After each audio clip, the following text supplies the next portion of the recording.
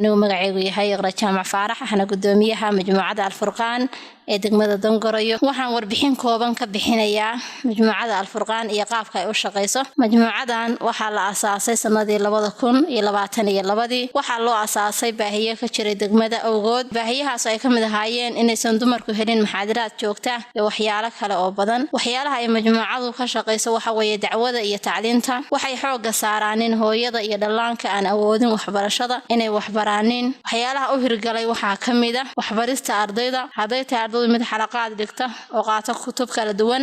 labada maalmood ee fasax la yahay khamiista iyo jimcaha iyo arday qaata quraanka iyo higaada shanta maalmood oo kale hadafyada majmuucada Al-Furqaan waxaa ka mid ah fidinta dacwada iyo waxbarista bulshada nugul joogteynta muxaadaraadka dumarka iyo fidinta diinteena islaamka iyo dhaqankeena suuban waxaa kale oo jira majmuucadu inay sanadkan qabanayso mu'tamar dacwadeed lagu qabanayo degmada Dongoroyo halku dhiga majmuucada waa ku dhaqanka kitaabka Alle iyo sunnada suubanaheena sallallahu alayhi wasallam